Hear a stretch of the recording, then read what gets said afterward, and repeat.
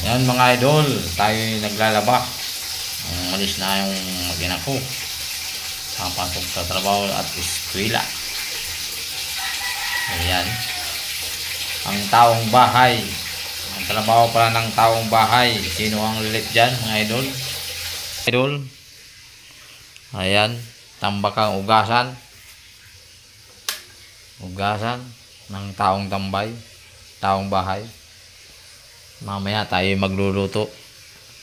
Ayan.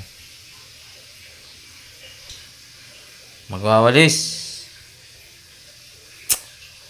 Magluluto ng ulam. Ganyan ang trabaho ng taong bahay. Ayan. Daming kalat.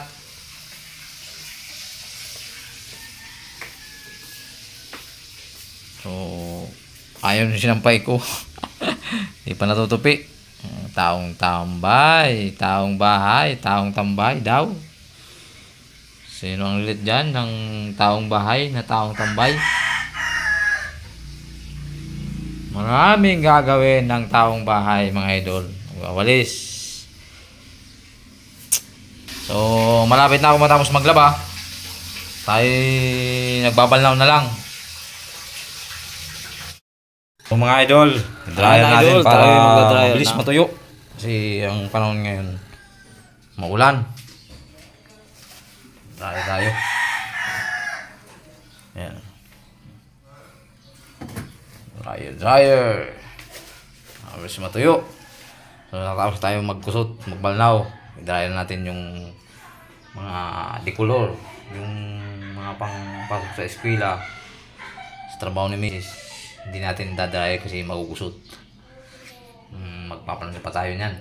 So, bibilad ko lang to. Hindi ko na dadry itong ano, to. Mga uniform. Ito i-dadry natin. So, abangan mga idol. Ngayong araw na to. July 30. June 30 pala. So, ayan. Nakasampay na tayo mga idol. Ating mga labahin. Ito ay bali yung mga uniform na puti andun ko sa kabila, sinampay, hindi ko winashing, hindi ko pinag-dry yun. Dito tayo sa first floor. Ayan, bundok ng Pulangi. Ayan, maliit. Tapos ayun, maulap. Tanaw dito idol yung ano, Mount Mayon, kaso maulap ngayon. Ito lang yan sa gilid ng Rinis, Barangay Gabon. View. Sabi, pumuputok yung ano, tumatagas.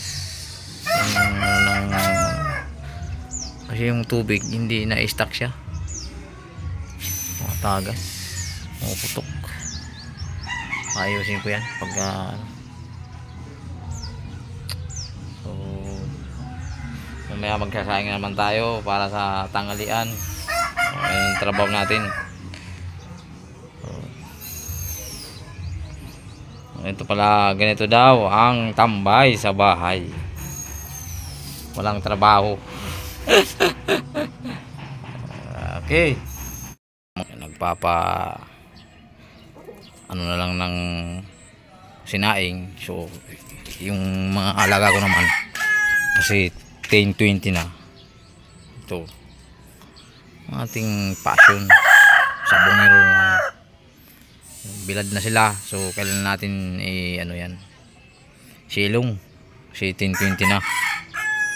Mamayang hapon na naman natin lalabas kasi di pwedeng standby natin maghapon dito sa labas, mabibilad sila.